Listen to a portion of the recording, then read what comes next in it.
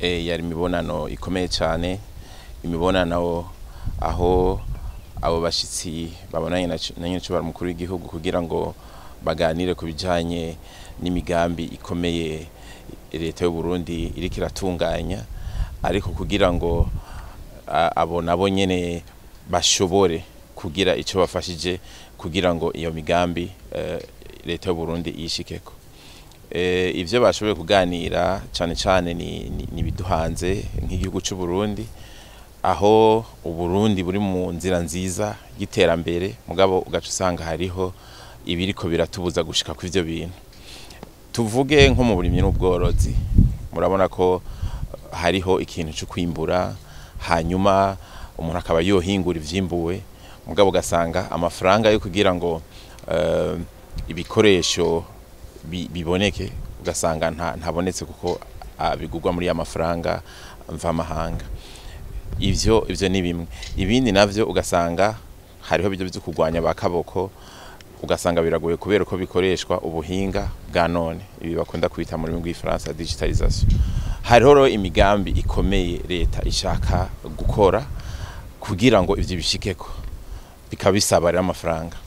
Icambere no kugira ngo ngira maramaze kubibona ko amafaranga nyene mpuzamakungu ataboneka, leta ikabiri kirashaka ukuntu ayo mahera yoboneka kugira ivyo iri kirashaka gukora bikogwe. Aba rero caba ari kigega mpuzamakungu yaba ari banki y'isi bariko barerekana ivyo bamaze gukora, kuko ntibatanga uyu munsi, baramaze kwiga mu Burundi ibikenewe, bavyeretse nyene mukuru w'igihugu kugira ngo batangure kubikorerako, kugira mu minsi iri imbere muzobone ya mafaranga. Kenshi ugiye muri banki usanga ari kuraya, mugabo waja kwibarabara ugasanga yazimvye. Bariko barashaka rero yuko umuntu ashaka kuja kuvunjisha amafaranga ashobora kubikora mu banki cyangwa akabikora n'ahandi, ariko ugasanga amafaranga namwe.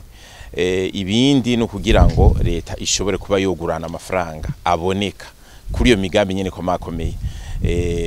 Hariho rero n'ivyo bazokorana mu bijanye, tuvuge nk'ibanki y'isi, hariho ivyo iriko irafasha muri barabara ry'indarayi, mu kubaka amabarabara. Hari nk'ibarabara ry'Ubujumbura rija Igitaza, rizogenda ari barabara rinini, iryo banki y'isi izofasha. Hari n'ibindi rero vyinshi banki y'isi nagira ndabibutse yuko aho ibindi ayandi mashira hamwe n'ibihugu vyafatira igihugu cy'u Burundi ibihano, ibanki y'isi yoyo yarahagumye, kandi muribuka yuko n'umukuru w'igihugu yarigeze kubaha agashimwe kubera uko dukorana. Abo rero bose uko baje bashima umugambi aho nyene mukuru w'igihugu agejeje igihugu nico ashaka kugira ngo Uburundi bushikeko. Bakavuga bati ahubwo turavye uko twama tubikora mu bindi bihugu, mwebwe muri ko mutwereka vyinshi, naho mushaka gushika tuzogendera ku migambi musanzwe mukeneye. Tuvuge nka wa mugambi w'igihugu w'iterambere batwiza kuca bugenderako, hanyuma rero barabe yuko ivyo bintu vyoshoboka. Tukaba twibaza rero tudakekeranya ko iyi migambi nk'uko nyene mukuru yabivuze ko bipfuza ko yoca itangura ubunyene, tuzobona nk'imbere yuko uyu mwaka uhera hatanguye kuboneka impinduka. Ikigiye gukorwa rero, hariho inama ya bose ikunda kuba mu mpera z'umwaka, haba mu banki y'isi canke mu kigega mpuzamakungu, niho bazofata ingingo kubigiye kuzokorwa, yaba ari amafaranga bagiye kurekura, yaba imigambi bagiye gukorana.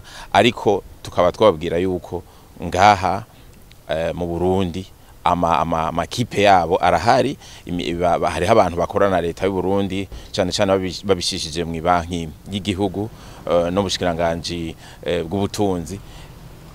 Abarundi bakaba batangura kwitega impinduka mu bijanye nuko leta itunganya imigambi cyane kuri ibi vy'amabarabara, cyane ku vyo abarundi dukeneye. Tukaba twibaza ko ari intambwe ikomeye tubonye kuva muri imyaka 2 mukuru w'igihugu amaze ari ku butegetsi.